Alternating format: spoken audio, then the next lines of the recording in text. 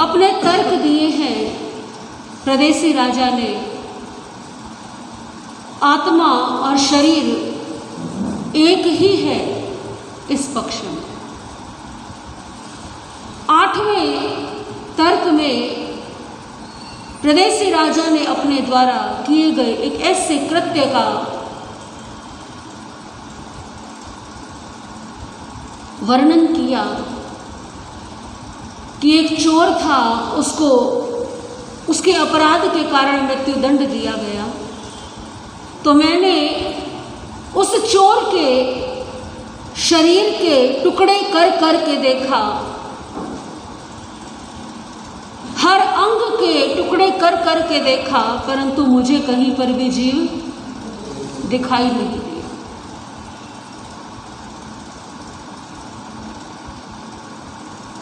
कैसा दृश्य रहा होगा और कैसे भाव रहे होंगे। जिज्ञासा जब करुणा पर हावी हो जाए, अपना समाधान पाने की इच्छा जब व्यक्ति के मन में रही हुई करुणा का, दया का अंत कर दे, तो परिणाम यही है। हालांकि प्रदेशी राजा के भाव ऐसे नहीं प्रत्यक्ष में कि मैं इस चोर को पीड़ादायक मृत्यु दूं या कष्ट दूं, परंतु उस समय प्रदेशी राजा अपनी जिज्ञासा में इतना लीन हो गया, अपने प्रश्न के उत्तर पाने में, अपनी बात को सिद्ध करने में और आत्मा का प्रमाण पाने के लिए इतना उत्सुक, इतनी उत्सुकता कि उस चोर के शरीर के टुकड़े करते हुए मन में जरा भी दया या करुणा नहीं। अन्यथा क्या होता है, व्यक्ति स्वार्थी हो, अपना हित चाहता है। कोई बड़ी बात नहीं, हर व्यक्ति अपना हित चाहता है, हर व्यक्ति स्वार्थी है, सबसे पहले अपना भला सोचता है। कोई बुरी बात नहीं है अपना हित चाहना, अपने बारे में सोचना, परंतु जब अपना भला करने की कामना इतनी तीव्र हो जाए कि उसके पीछे चाहे किसी को कितना भी कष्ट होता हो, वो कष्ट दिखाई ना दे, ये भावना जो है ये गलत है। प्रदेशी राजा के मन में ऐसी इच्छा नहीं कि उस चोर को पीड़ा देनी है, कष्ट देना है, परंतु जिज्ञासा है। और वो जिज्ञासा इतनी प्रबल हो गई, इतनी प्रबल हो गई कि कल्पना कीजिए जिस समय उस चोर के शरीर के टुकड़े किए होंगे प्रदेशी राजा ने, कैसा दृश्य होगा। और ऐसे दृश्य को देख करके भी यदि किसी के मन में करुणा नहीं जागे। एक व्यक्ति मांसाहार करता है, बाजार जाता है और बना बनाया लेकर के प्रयोग करता है। उस व्यक्ति के हाथ में यदि चाकू देकर के कहा जाए कि तुम इस जीव को जो है स्वयं अपने हाथों से मारो, तो ये ज़रूरी नहीं है कि जितने लोग मांसाहार करते हैं वो सभी ये कार्य अपने हाथों से कर सकें। जीवा के स्वाद में, रसना इंद्रिय के स्वाद में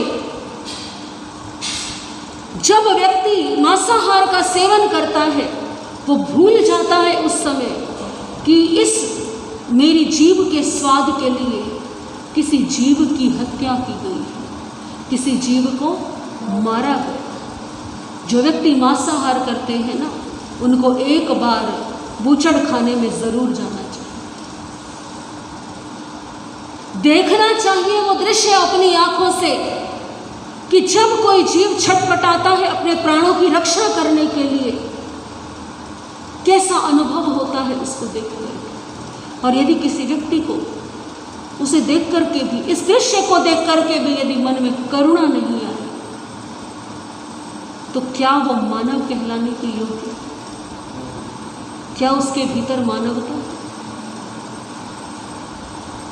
संभवतः व्यक्ति मांसाहार करना ही छोड़ दे। कितने लोग ऐसे हैं जो उसके बाद मांसाहार का सेवन कर नहीं पाएंगे यदि वो बूचड़ खाने में जाकर के उन दृश्यों को देख ले कि कैसे जानवरों को मारा जाता है। जो लोग चमड़े का उपयोग करते हैं, यदि वो लोग जाकर के देखें कि चमड़ा बनाया कैसे जाता है,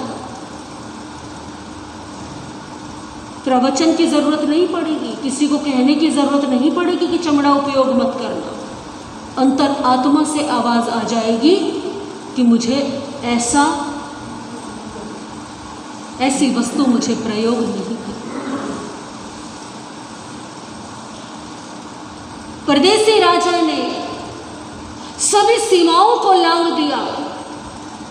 सारी संभावनाएं जो है कृषि श्रवण की दृष्टि में खत्म हो गई कि जिस व्यक्ति में दया नहीं, करुणा नहीं, वो भला क्या समझेगा आत्मा के अस्तित्व को। कृषि श्रवण कड़े शब्दों का प्रयोग कर दिया क्योंकि कहीं तो जताना आवश्यक है। यदि शिष्य गलती करता है तो गुरु के द्वारा उपालंब देना भी आवश्यक है। गुरु के द्वारा कठोर शब्दों का प्रयोग करना भी आवश्यक है।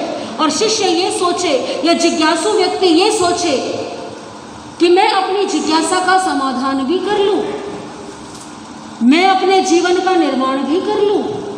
और गुरु मुझसे कैसे वचन बोले, सदैव मीठे मीठे वचन बोले, तो ऐसा संभव नहीं। यदि भूल होगी तो भूल का दंड भी होगा, उसका प्रायश्चित भी करना पड़ेगा। केशी श्रमण ने रोष भरे शब्दों में, कड़े शब्दों में राजा प्रदेशी से कहा, प्रदेशी तुम तो मुझे दीनहीन कठियारे से भी ज्यादा मूर्ख नजर आते। मैं तो समझता था कि तुम ज्ञानी हो, विद्वान हो, विद्वत्तापूर्ण तर्क दे रहे हो, परंतु नहीं। तुम्हारे भीतर तो एक मूर्ख लकड़हारे से भी कम बुद्धि। लकड़हारा कौन होता है? जो लकड़ियां काट करके जीवन यापन करे। वो कभी गुरुकुल नहीं गया, कभी उसने शिक्षा नहीं पाई, उसका जीवन सारा लकड़ियां काटने और लकड़ियां बेचने में बीता है। ना उसे संसार की अधिक व्यवहारिकता का ज्ञान है। और जब लकड़ियां काटेगा सारा दिन, तो पूरा दिन कहाँ बीतेगा? जंगल में बीतेगा। बाजार में आएगा, लकड़ियां बेचेगा और फिर अपने घर जाएगा।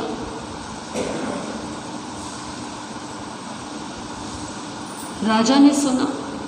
राजा प्रदेशी को आदत नहीं है अपने लिए ऐसे शब्दों का प्रयोग, क्योंकि राजा है वो, और राजा से पहले राजकुमार था, तो सब कैसे वचन बोलते हैं? आदरपूर्ण वचन।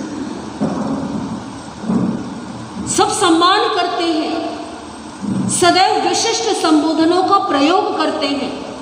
परंतु आज केशी श्रवण ने सबके बीच में क्या कह दिया? उसे मूर्ख कह दिया। और वो भी कैसा मूर्ख कि लकड़हारा समझदार होगा, तुम तो उससे ज्यादा मूर्ख हो। प्रदेशी राजा को अपमान महसूस हुआ, अहम पर चोट लगी। और जब व्यक्ति के अहम पर चोट लगती है ना, तो वो चोट शरीर से ज्यादा पीड़ा देती है। व्यक्ति को शरीर की चोट इतनी पीड़ा नहीं देती जितनी व्यक्ति के अहम पर लगी चोट पीड़ा देती है। अहम पर चोट लगी। प्रदेशी राजा ने प्रश्न किया, कौन सा लकड़हारा? आप किस लकड़हारे की बात कर रहे हैं? और आप मुझे मूर्ख क्यों कह रहे हैं? केशी श्रवण कहने लगे, राजन, कुछ लकड़हारे थे, एक गांव में रहते थे। आपस में उन्होंने विचार विमर्श किया कि चलो एक साथ जो है जंगल में लकड़ियां लेने के लिए जाते हैं। अकेले जाएंगे तो हिंसक पशुओं का भय होगा, एक साथ एकत्रित होकर के जाएंगे तो क्या है, एक दूसरे का साथ रहेगा, सहयोग हो जाएगा। मिलकर के चले, जंगल में पहुँचे। जंगल में जाकर के वो जो टोली थी वो पहुँची एक दुर्गम स्थान पर। तो वहाँ पहुँचते पहुँचते जो है सब थक गए, भूख भी लगने लगी। तो एक जो साथी था, बाकियों ने उसे कहा कि एक काम करो, हम जाकर के इधर उधर खोजते हैं कि कौन कौन से पेड़ जो हैं उनकी लकड़ियां हमें लेनी है। लकड़ियां बाद में काटेंगे, पहले देख लेते हैं।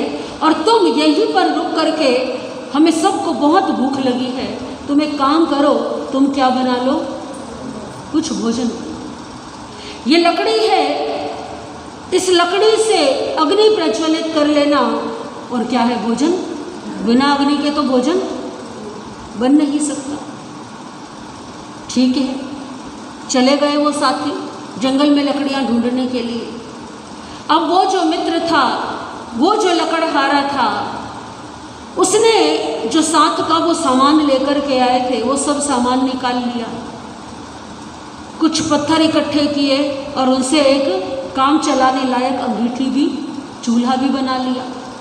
लकड़ियां इकट्ठी कर ली, भोजन सामग्री जो कच्ची थी वो निकाल ली। अब क्या करना है, आग जलानी।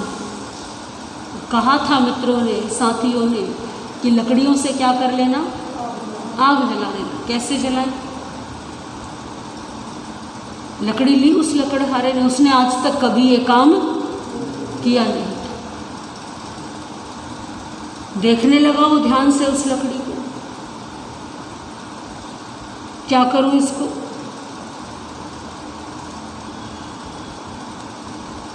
सोचा उसने, हो सकता है इसके भीतर क्या हो, अग्नि।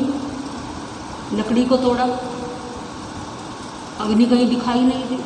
फिर और टुकड़े गए, फिर और टुकड़े किए, कई छोटे छोटे टुकड़े कर दिए उस लकड़ी के, परंतु कहीं अग्नि नहीं। बड़ी आश्चर्य की बात है। अब अग्नि कहाँ से ढूंढ करके लाऊं, और बिना अग्नि के तो खाना बनेगा नहीं। संध्या हो गई, बाकी के मित्र वापस आ गए और वापस आकर के देखा चूल्हा तैयार है, भोजन सामग्री भी रखी है, परंतु चूल्हे में अग्नि, और ना ही कोई ऐसे लक्षण है कि भोजन बनकर के तैयार। सबने पूछा, भाई क्या बात, तुमने भोजन नहीं बनाया? भाई भोजन तो मैं तब बनाऊं जब मुझे क्या मिले, अग्नि मिले। मैं आग ही नहीं मिल रही, मैं भोजन कैसे बनाऊं? भाई आग कहाँ मिलेगी? भाई तुमने कहा था कि इस लकड़ी में आग है, इस लकड़ी में अग्नि है, इससे अग्नि जला लेना। मैंने तो इस लकड़ी में टुकड़े कर कर के अग्नि ढूंढ ली, मुझे तो इसमें अग्नि कहीं पर मिली नहीं।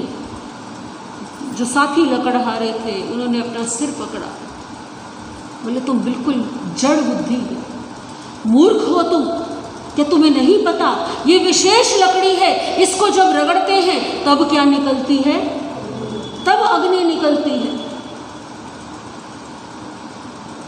जब तक तुम इसे आपस में रगड़ोगे नहीं तब तक अग्नि भी, तुम्हें तो बिल्कुल भी बुद्धि, तुम्हें तो बिल्कुल भी समझ नहीं। सबने उपालंब दिया, फिर अग्नि जला करके दिखाई, तब जाकर के भोजन बना और सबने भोजन। राजन, जिस प्रकार से उस लकड़हारे ने लकड़ी के टुकड़े कर करके प्रयास किया कि इसमें से मैं क्या ढूंढ लूं, अग्नि ढूंढ लूं, तो तुम में और उसमें अंतर क्या? तुमने भी तो क्या किया, परंतु वो तो एक लकड़हारा था जो कभी गुरुकुल नहीं गया, जिसे ज्ञान नहीं। तुम तो ज्ञानी हो, समझदार हो, गुरुकुल में शिक्षा प्राप्त की है तुमने, राज्य का संचालन करते हो, भला एक शरीर के टुकड़े कर करके तुम आत्मा के अस्तित्व को कैसे प्रमाणित कर सकते हो?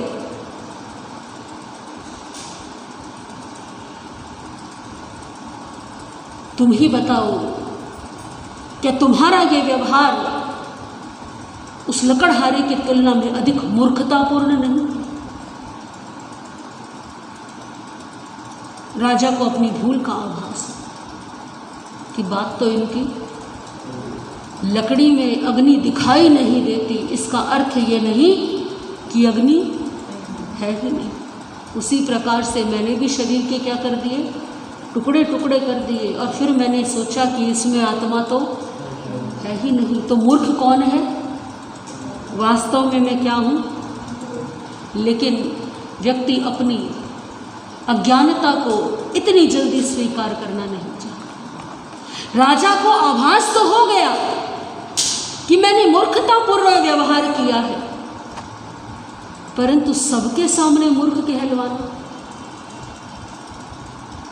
ये तो शोभा भरी सभा हो, आपके द्वारा कोई भूल हो गई हो और आपको यदि गुरु सबके बीच में टोक दे तो आप क्या कहेंगे? महाराज जी टोकना ही था तो अकेले में कह देते, सबके बीच में। परंतु कभी कभी कुछ भूलें ऐसी होती हैं जिनके लिए सबके बीच में ही टोकना आवश्यक हो जाता है। प्रदेशी राजा के द्वारा किए गए कृत्य अब मानवता की सीमाओं को पार कर चुके, और इसी कारण से केशरी श्रवण ने सबके बीच में ही उपालंब दिया है, सबके बीच में ही राजा को क्या कहा? मूर्ख कहा है। और दूसरी बात कि प्रदेशी राजा का अभिमान अपनी चरम सीमा पर था, उस अभिमान को तोड़ना आवश्यक है, उस अभिमान को झुकाना आवश्यक है। और गुरु ये जानते हैं कि किस व्यक्ति में कितना कितना अभिमान है। परंतु प्रदेशी राजा अपनी भूल को स्वीकार करते हैं, परेशान हो जाते हैं, हाथ जोड़ करके कहने लगे, गुरुदेव आपकी बात ठीक है, परंतु आप जैसे दक्ष, बुद्ध, तत्वज्ञ, विद्वान संत को क्या मुझे, क्योंकि मैं यहाँ का सम्राट हूँ, मैं यहाँ का राजा हूँ, शासक हूँ, इस विशाल परिषद के बीच मेरे लिए ऐसे कड़े शब्दों का प्रयोग करना, ऐसे निष्ठुर शब्दों का प्रयोग करना, मेरा अनादर सूचक शब्दों से मेरी भत्सना करना, अवहेलना करना, मुझे प्रताड़ित करना, क्या ये उचित है? यानी राजा प्रदेशी ने विनय के साथ पुनः अपने अभिमान का प्रदर्शन किया। अभिमान अभी पूरी तरह से गया नहीं, अभी भी अभिमान के अंश भीतर बचे हुए हैं। कहना चाहता है राजा कि मैं यहाँ का शासक हूँ और मेरे लिए आपको थोड़े से प्रेम भरे शब्दों का प्रयोग करना चाहिए, ऐसे कड़े शब्दों का प्रयोग सबके बीच में नहीं करना चाहिए। क्या ये उचित है? केशरी श्रवण समझ गए, अभी और समझाना इसे बाकी है, अभी ये पूरी तरह से समझा नहीं है।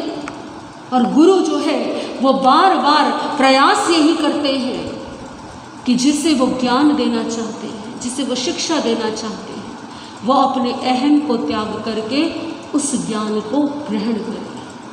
और जब तक अभिमान नहीं जाएगा तब तक ज्ञान भी नहीं आएगा। कोई गुरु यदि शिष्य को बार बार टोकता है, बार बार जो है कड़े शब्दों का प्रयोग करता है, और शिष्य अपने मन में सोचे कि गुरु तो सारा दिन मुझे कहते ही रहते हैं, टोकते ही रहते हैं, तो शिष्य को समझना चाहिए कि मेरी भूल कहाँ पर है। गुरु बार बार टोक रहे हैं, इसका अर्थ क्या है? अभी शिष्य बार बार भूल कर रहा है, और जब तक व्यक्ति भूल कर रहा है तब तक अभी उस भूल को सुधारना भी बाकी है।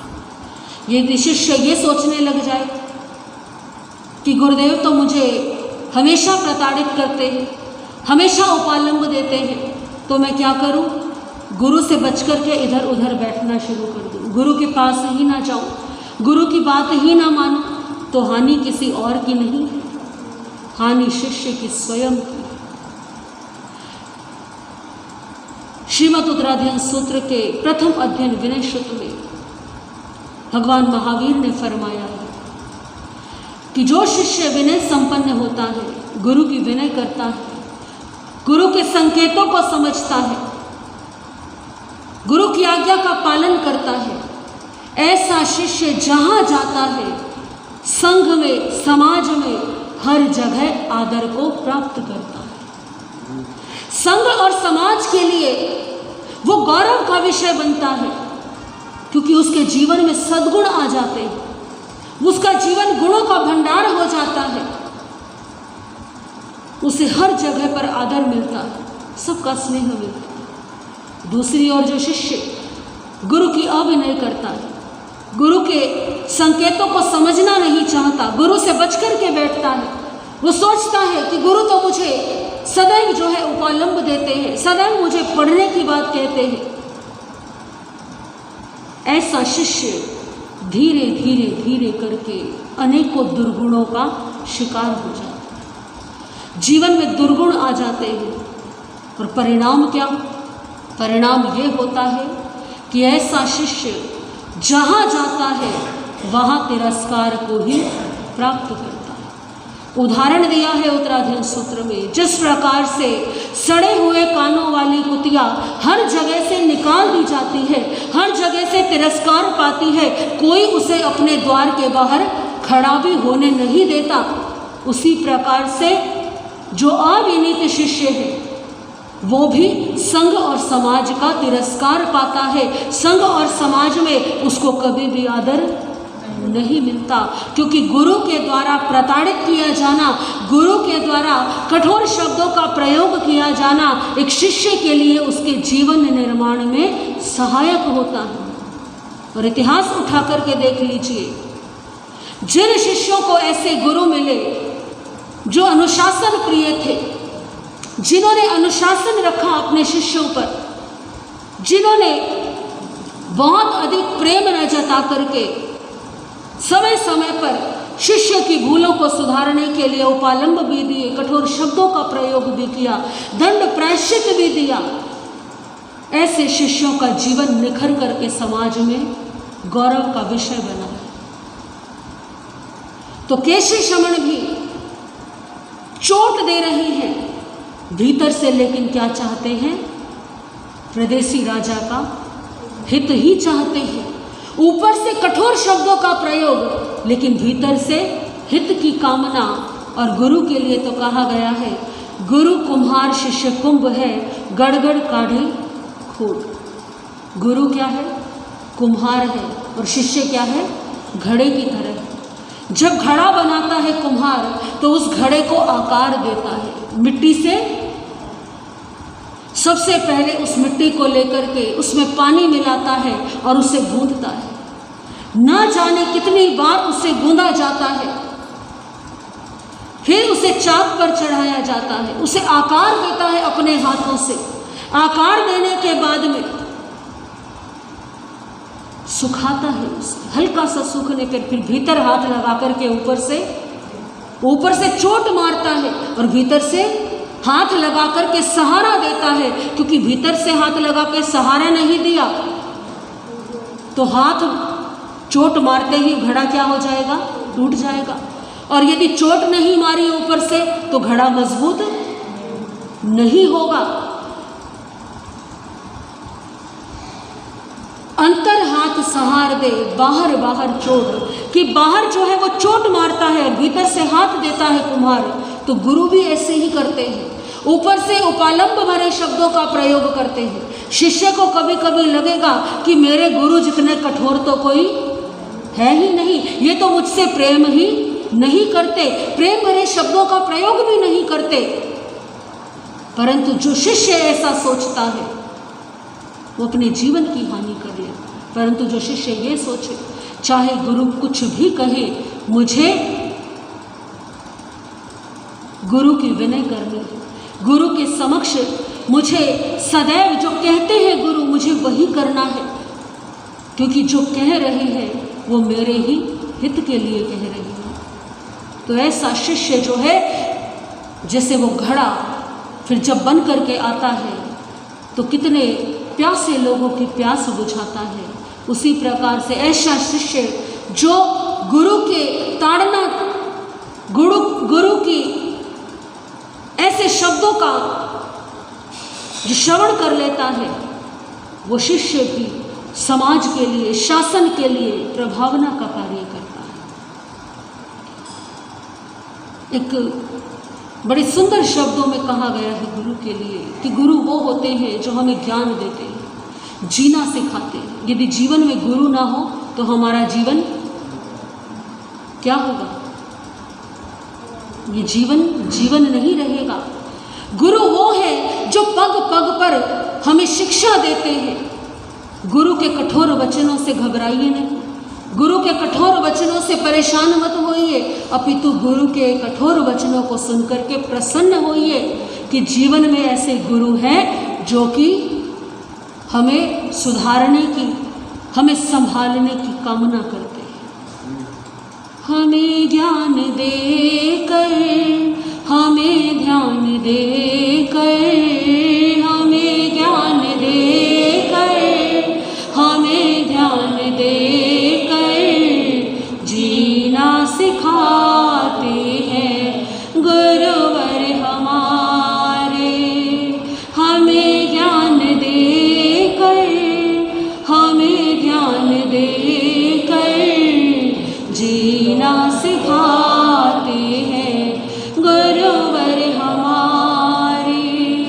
प्रेम प्यार देकर, संस्कार देकर, प्रेम प्यार देकर, संस्कार देकर ऊंचा उठाते हैं गुरुवर हमारे।